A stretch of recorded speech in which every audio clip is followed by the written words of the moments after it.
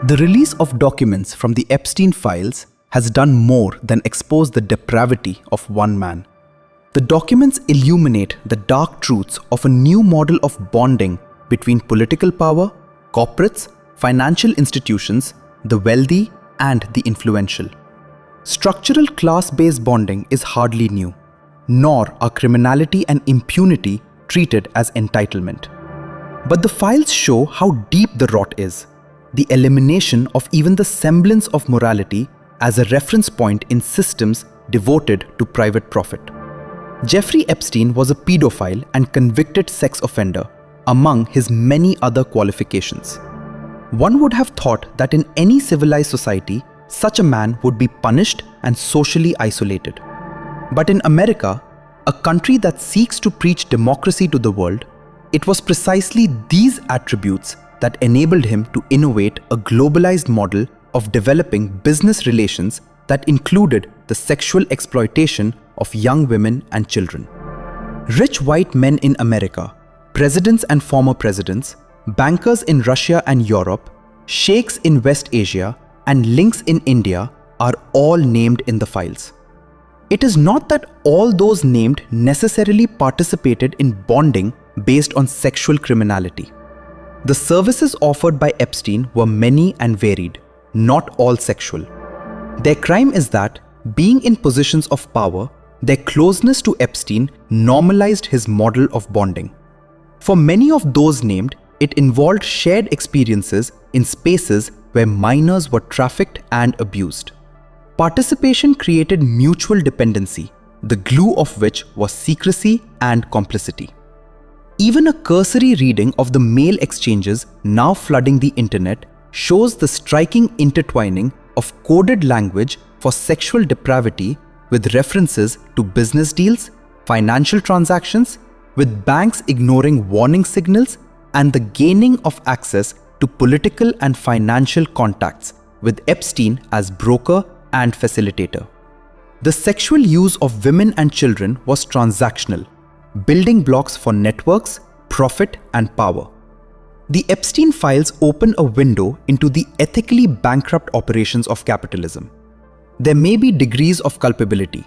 Legal frameworks differentiate between direct participation in crime and abetment.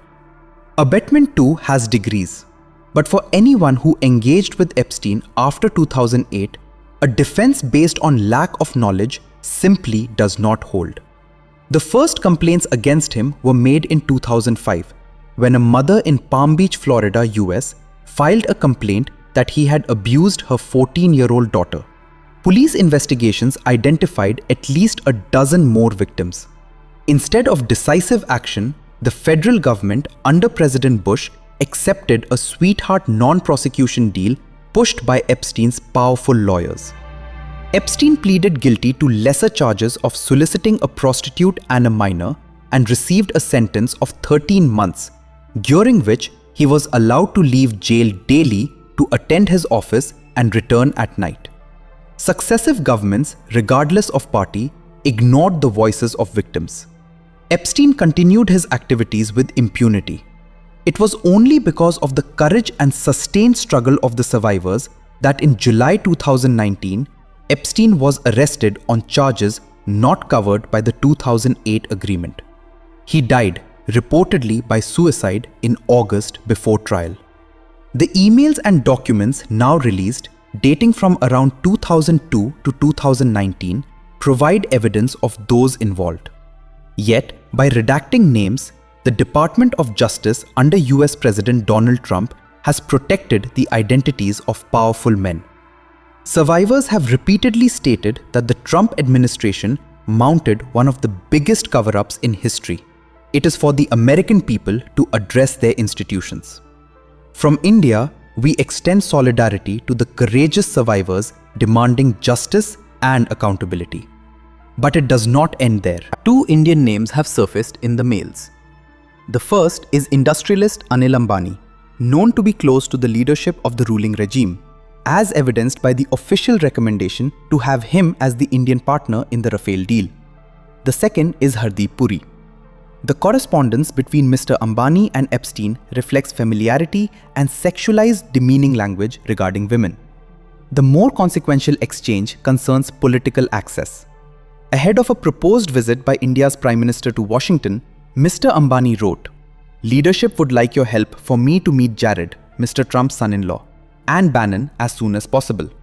Likely visit to DC by PM in May to meet Donald. Also assistance on that."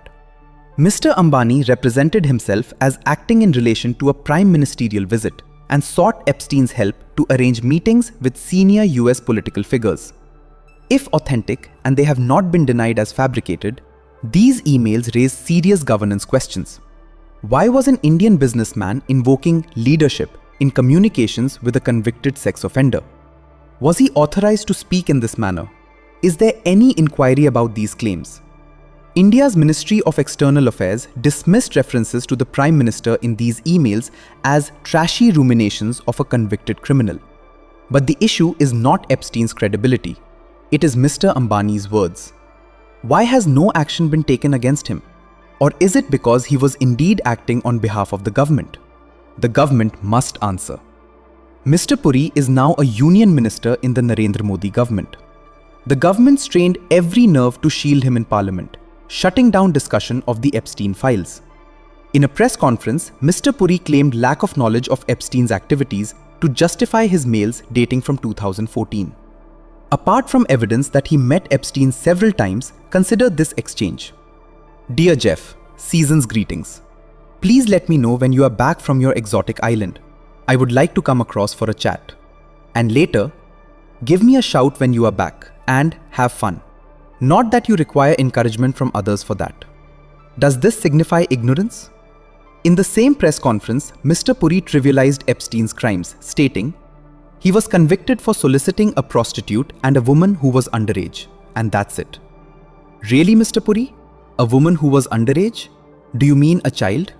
And for you, that is not reason enough to shun association? He went further, recounting that a lady MP told him others were jealous, to which he replied that if something had happened, he would speak.